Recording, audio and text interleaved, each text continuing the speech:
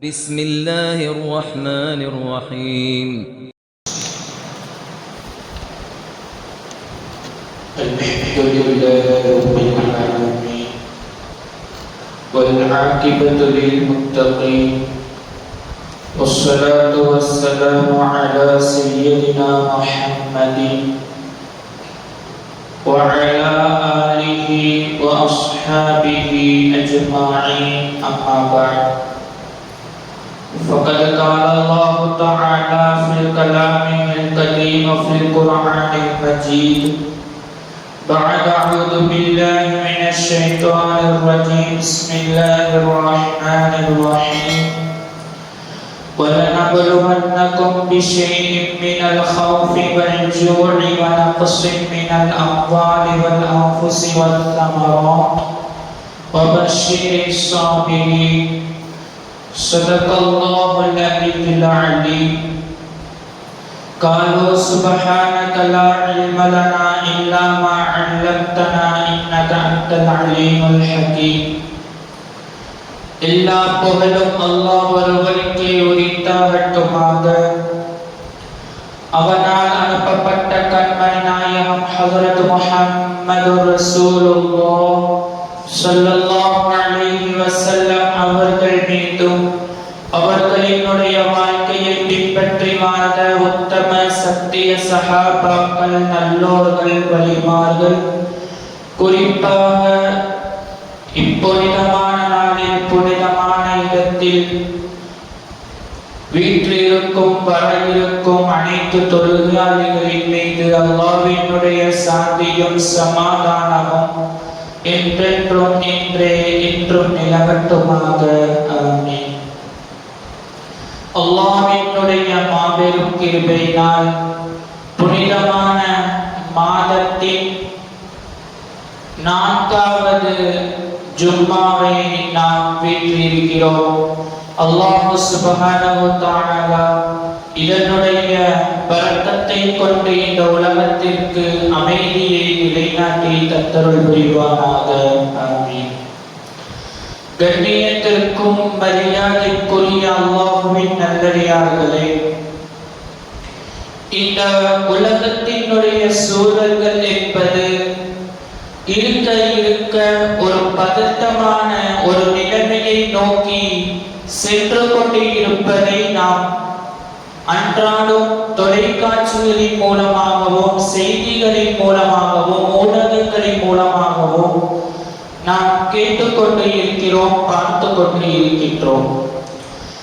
இதன் மூலமாக நமக்கு ஏதேனும் ஒரு படிப்பினை இருக்கிறதா, இந்த நேரத்தில் நாம் என்ன செய்ய வேண்டும் என்பதையெல்லாம் இந்த ஜும்மாவில் நாம் சிந்திக்க கடமைப்பட்டிருக்கின்றோம். ஈரானும் இஸ்ரேலினுடைய போரின் காரணமாக இதுவரைக்கும் ஈரானில் ஆயிரக்கணக்கான மக்கள்கள் உயிரிழந்திருக்கிறார்கள். அல்லாஹ் தஆலா அவர்களுக்கு உயர்ந்த அந்தஸ்தை தந்தருள் புரிவாராக. இதற்கெல்லாம் யார் யாரெல்லாம் இஸ்லாத்தை நிலைநாட்ட வேண்டும் என்று பாடுபடுகிறார்களோ அவர்களினுடைய கால்களை அல்லாஹ் தரப்படுத்தி வைப்பாராக. இந்த ஒரு சூழ்நிலையில் ஈரானும் இஸ்ரேலும் போர் செய்து கொண்டு இருப்பதன் காரணமாக நமது நாடுகளில் மட்டுமல்ல உலக எங்கிலும் விலைவாசியினுடைய உயர்வில் அது மாட்டுக்கொண்டே ஏறிக்கொண்டே போய்கொண்டே இருக்கின்றது. கேஸாக இருக்கட்டும், பெட்ரோலிய விலையாக இருக்கட்டும், உணவு விலையினுடைய எல்லா விதமான வளர்ச்சியும் அதனுடைய விலைவாசிகளும் உயர்ந்து கொண்டே இருப்பதை நாம் பார்த்து கொண்டே இருக்கின்றோம். அல்லாஹ் சுப்ஹானஹு வ தஆலா நான் உங்களை சோதிப்பேன் என்று 6 விஷயங்களை சொல்கின்றான் குர்ஆனில். 6 விஷயங்களை வைத்து நான் உங்களை சோதிப்போம், அந்த சோதிக்கிற பொழுது நீங்கள் பொறுமையாக இருக்கிறீர்களா என்று பார்ப்போம். அப்படி பொறுமையாக இருந்தால் உங்களுக்கு சுபச்செய்தி உண்டாகட்டுமாக என்று நபியே அவர்களுக்கு நீங்கள் சொல்லுங்கள் என்பதாக அல்லாஹ் தஆலா குர்ஆனில் சொல்கிறார். வலனபலுவன்னக்கும் பிஷைஇன் மினல் ஹௌஃபி, பயத்தை கொண்டு சோதிப்போம், வல்ஜூஇ, பசியை கொண்டு சோதிப்போம், வநக்ஸின் மினல் அம்வால் வல் அன்ஃபுஸி வஸ்ஸமராத், உயிர்களை எடுப்பதின் மூலமாகவும் விளைச்சலின் மூலமாகவும் செல்வத்தின் மூலமாகவும் உங்களை நாம் சோதிப்போம் என்று அல்லாஹ் தஆலா குர்ஆனில் சொல்கிறார்.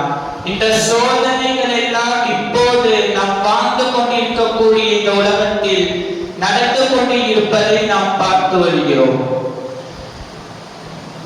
போர் நடக்கக்கூடிய இடத்தில் ஒரு விதமான ஒரு பயம், எப்படி நம்மளையும் தாக்கி விடுவார்களோ என்கின்ற ஒரு பயத்தோடு அண்டை நாடுகளில் உள்ள மக்கள் எல்லாம் வாழ்ந்து கொண்டிருக்கிறார்கள். இதன் மூலமாக பல்வேறு பல மனிதர்களுக்கு பல மக்களுக்கு உணவு இல்லாமலும் மிகவும் கஷ்டப்பட்டு கொண்டிருக்கிறார்கள். விளைச்சல் சரியாக வரமாட்டேங்குது. ஆக மொத்தத்தில் இதெல்லாம் ஒரு சோதனை என்று அல்லாஹ் தஆலா குர்ஆனில் சொல்கிறார். இந்த சோதனையை நாம் பொறுமையாக காத்தோம் என்று சொன்னால் வபஷிரிஸ் சாபிரீன், கண்டிப்பாக அவர்களுக்கு சுபச்சோபனம் இருக்கிறது, நல்மாராயம் இருக்கிறது, நல்ல வாழ்க்கை இருக்கிறது என்பதாக அல்லாஹ் தஆலா குர்ஆனில் சொல்கிறார். ரசூலுல்லாஹி ஸல்லல்லாஹு அலைஹி வஸல்லம் அவர்கள் கியாமத் நாளினுடைய அடையாளங்களை குறித்து சொல்கிற பொழுது சொல்வார்கள், வல்லதீன நஃப்ஸி பியதிஹி, என்னுடைய உயிர் யார் வசம் இருக்கிறதோ அவன் மீது சத்தியமாக நான் சொல்கிறேன், கியாமத் நாள் வரக்கூடிய அடையாளங்களில் இதுவும் ஒன்று. ஒருவரை கொலை செய்வார்கள். ஏன் கொலை செய்கிறோம் என்று கொலை செய்தவர்களுக்கு தெரியாமல் கொலை செய்வார்கள் என்பதாக ரசூலுல்லாஹி ஸல்லல்லாஹு அலைஹி வஸல்லம் அவர்கள் சொல்கிறார்கள். எதற்கு இந்த போர் என்று போர் செய்தவர்களுக்கு தெரியாமல் ஏதோ அவர்களும் அடிக்கிறார்கள் நாங்களும் அடிப்போம் என்கின்ற ஒரு விதமான ஒரு போராக இருந்து வருகிறது. இது எதற்காக, எந்த நோக்கத்திற்காக போர் செய்கிறார்கள் என்பது போர் செய்யக்கூடியவர்களுக்கு எந்த நோக்கம் என்று தெரிய மாட்டேங்குது. அப்படிப்பட்ட ஒரு சூழ்நிலையில் இருந்து வருகிறோம். இது எல்லாம் கியாமத் நாளினுடைய அடையாளம் என்பதாக ரசூலுல்லாஹி ஸல்லல்லாஹு அலைஹி வஸல்லம் அவர்கள் சொன்னதாக இப்னு அப்பாஸ் ரலியல்லாஹு தஆலா அவர்கள் சொல்லுவார்கள். இப்படிப்பட்ட சூழ்நிலையில் நாம் என்ன செய்ய வேண்டும் என்பதை நாம் பார்த்தோமேயானால் இரண்டு விஷயங்கள் கண்டிப்பாக நாம் செய்ய வேண்டும். அதில் முதலாவதாக அல்லாஹ்வின் இடத்தில் தௌபா செய்ய வேண்டும். எப்போதெல்லாம் சோதனை வருகிறதோ, எப்போதெல்லாம் நமக்கு கஷ்டமான ஒரு வாழ்க்கை வருகிறதோ, அப்போது நாம் நினைத்துக் கொள்ள வேண்டும், நம் சமூகம் பாவத்தை நோக்கி சென்று கொண்டிருக்கிறது, பாவம் செய்யக்கூடிய சமூகமாக இருக்கிறது. அதனால் தான் அல்லாஹ் தஆலா குர்ஆனில் சொல்வான், இன்ன பத்ஷ ரப்பிக லஷதீத், என்னுடைய பிடி என்பது மிகவும் கடுமையானதாக இருக்கும் என்று. அவ்வப்போது அல்லாஹ் தஆலா பிடிப்பதற்கு மிக முக்கியமான ஒரு காரணம் என்பது நாம் பாவத்தில் வாழ்ந்து கொண்டிருக்கின்றோம். இந்த உலகத்தில் எந்த ஒரு மூலை முடுக்கு சென்றாலும் அதிகமாக நாம் காண்பது பாவத்தினுடைய வாசலாக இருந்து வருகிறது. நாம் காலையில் எழுந்ததிலிருந்து இரவு தூங்குகிற வரையிலும் நன்மை அதிகமாக செய்கிறோமா இல்லை பாவம் அதிகமாக செய்கிறோமா என்றால் 80% பாவத்தில் தான் நாம் மூழ்கி இருக்கிறோம். நாம் தெரிந்தும் செய்கின்ற பாவம் இருக்கிறது, நாம் தெரியாமலும் செய்யக்கூடிய பாவம் இருக்கிறது. அப்படி என்றால் முதலில் நாம் செய்த பாவத்தை குறித்து அல்லாஹ்விடத்தில் நாம் வருந்த வேண்டும். இது போன்ற சோதனைகள் வருகிற பொழுது யா அல்லாஹ் நான் செய்த பாவத்தை எல்லாம் மன்னித்து விடு என்று நமக்காக மட்டுமல்ல நம்முடைய சமூகத்திற்கும் நாம் செய்து துஆ செய்ய வேண்டும். அதன் காரணமாகத்தான் இந்த சோதனை எல்லாம் வருகிறது என்பதாக சொல்லுவார்கள். இரண்டாவதாக போர்கிற பொழுது, போர் நடக்குகிற பொழுது ஆயுதத்தை வைத்து தாக்கிக் கொண்டிருக்கிறார்கள். நாங்களும் அதை வேடிக்கை பார்த்து கொண்டுதான் இருக்கின்றோம். ரசூலுல்லாஹி ஸல்லல்லாஹு அலைஹி வஸல்லம் அவர்கள் சொல்லுவார்கள், அத்துஆஉ சிலாஉல் முஃமினீன், முஃமின்களினுடைய ஆயுதம் என்பது துஆ என்பதாக ரசூலுல்லாஹி ஸல்லல்லாஹு அலைஹி வஸல்லம் அவர்கள் சொன்னார்கள். இப்படி போர்கள் எல்லாம் நடந்து கொண்டிருக்கக்கூடிய நேரத்தில் நாமும் ஆயுதங்களை ஏந்தி போர் செய்யணும் என்றும் இல்லை, அவர்களுக்காக வேண்டி நாம் துஆ செய்யலாம். ரசூலுல்லாஹி ஸல்லல்லாஹு அலைஹி வஸல்லம் அவர்கள் சொன்னார்களே, முஃமின்களினுடைய ஆயுதம் துஆ என்று. எத்தனை பேர் இதுவரைக்கும் அவர்களுக்காக நாம் துஆ செய்திருக்கின்றோம்? எத்தனையோ மக்களினுடைய உயிர்கள், ஆயிரக்கணக்கான மக்களினுடைய ஈரானில் உயிர்கள் ஷஹீதாக்கப்பட்டு இருக்கிறது. என்னதான் போர் செய்தாலும் எதிரிகளினுடைய கைகள் இன்னமும் ஓங்கிக் கொண்டுதான் இருக்கின்றது. அதையும் நாம் பார்த்து கொண்டுதான் இருக்கின்றோம். நமக்கு எல்லாம் என்ன ஒரு ஆறுதல் என்று சொன்னா, எப்படி இஸ்ரேல் வந்து பாலஸ்தீனை தாக்குகிற பொழுது பாலஸ்தீனத்தில் இருக்கக்கூடிய மக்கள் எல்லாம் எப்படி பதறி ஓடுகிற பொழுது நமக்கெல்லாம் கண்ணீர் வந்ததோ, இதே ஈரான் இஸ்ரேலை தாக்குகிற பொழுது நமக்கெல்லாம் ஒரு விதமான ஒரு சந்தோஷம். எத்தனையோ நாடுகள் வேடிக்கை பார்த்து கொண்டு இருக்கிற பொழுது நான் இருக்கின்றேன், என்னுடைய மக்களுக்கு ஏதேனும் ஒரு ஆபத்து வந்தால் நான் துணை நிற்பேன் என்று ஒரு நாடு வந்திருக்கிறது என்று சொன்னால் அதுதான் ஈரான். இன்னமும் சவுதி அரேபியா போன்ற பல்வேறு நாடுகள், இஸ்லாத்திற்கு உறுதுணையாக இருக்கக்கூடிய நாடுகள், இஸ்லாமிய நாடுகளாக இருப்பினும் கூட நான் இருக்கின்றேன் என்று எந்த நாடும் இதுவரைக்கும் துணையாக வரவில்லை. காரணம் என்னவென்றால் எல்லாம் அரசியல். எங்கே இதனுடன் சேர்ந்து விட்டால் நம்முடைய நாடு அழிந்து விடுமோ என்கின்ற ஒரு பயத்தோடு அல்லாஹ்வை மறந்துவிட்டு எல்லோருக்கும் மௌத்து வரும் என்கின்ற ஒரு அச்சம் இல்லாமல், நாளை மறுமை நாளில் விசாரிக்கப்படும் என்கின்ற ஒரு பயம் இல்லாமல் இன்றைய உலக சூழ்நிலை மட்டும் பார்த்து கொண்டு இருப்பதை நாமும் பார்த்து கொண்டுதான் இருக்கின்றோம். கண்ணியமான முஃமின்களே, இந்த நேரத்தில் நாம் அதிகமாக துஆ செய்ய கடமைப்பட்டு இருக்கின்றோம்.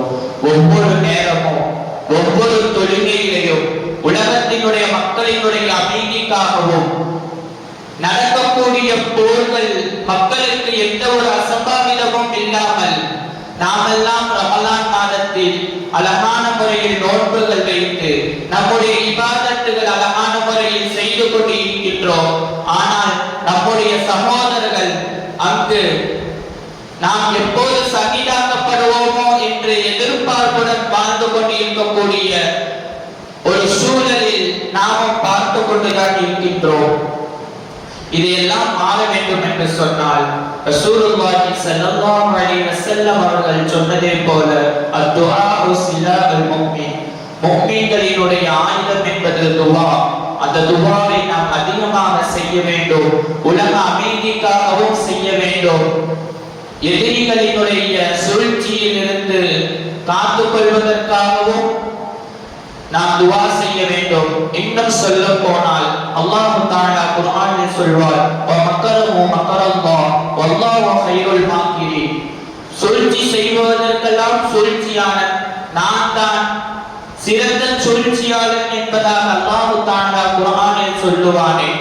எத்தனையோ சூழ்ச்சிகள் இந்த உலகத்தில் நடந்தாலும் கூட அல்லாஹ் தஆலா அவனுடைய சூழ்ச்சி என்பது மிகவும் கடுமையாக இருக்கும். நமக்கெல்லாம் ஒரு ஆசை, இப்படியெல்லாம் ஆடிக்கொண்டு இருப்பவர்கள் அல்லாஹ்வும் பார்த்து கொண்டுதான் இருக்கின்றார், அவன் எதுவுமே செய்ய மாட்டானா என்கின்ற ஒரு விதமான ஒரு எதிர்பார்ப்பு நம் மனதிற்குள் இருக்கும். என்னதான் சண்டை போட்டாலும் மேல ஒருத்தர் இருக்கானே, அவன் ஆடினான் சண்டையெல்லாம் அமைதியாகலாமே, அமெரிக்காவில் இஸ்ரேலில் ஏதோடு செய்யலாமே என்கின்ற ஒரு எதிர்பார்ப்பு நமக்கு இருக்கிறது. அல்லாஹ் தஆலா குர்ஆனில் நமக்கு ஆறுதலான ஒரு வார்த்தையை சொல்வார், வலா தஹ்சபனல்லாஹு காஃபிலன் அம்மா யஅமலுல் ஸாலிமூன். அக்கிரமக்காரர்கள் அக்கிரமம் செய்து கொண்டே இருப்பதை நான் பார்க்காமல் இல்லை நபியே, நானும் பார்த்து கொண்டுதான் இருக்கின்றேன். அவர்களை ஏன் நான் விட்டு வைத்திருக்கிறேன் என்று சொன்னால், மறுமை நாளுக்காக வேண்டி நான் விட்டு வைத்துக் கொண்டிருக்கிறேன். அவர்கள் என்னுடைய ஆட்டமெல்லாம் மறுமை நாள் வரும் வரை மட்டும்தான் என்பதாக அல்லாஹ் தஆலா குர்ஆனில் சொல்லுவார். அல்லாஹ் சுப்ஹானஹு வ தஆலா நல்லதொரு மாற்றத்தை இந்த உலகத்திற்கும் இந்த உலகம் அமைதியாக இயங்குவதற்கும் அல்லாஹ் தஆலா தௌஃபீக் தந்தருள் புரிவானாக. வாஹிரு தஅவானா அல்ஹம்துலில்லாஹி ரப்பில் ஆலமீன். அஸ்ஸலாமு அலைக்கும் வ ரஹ்மத்துல்லாஹி வ பரகாத்துஹு.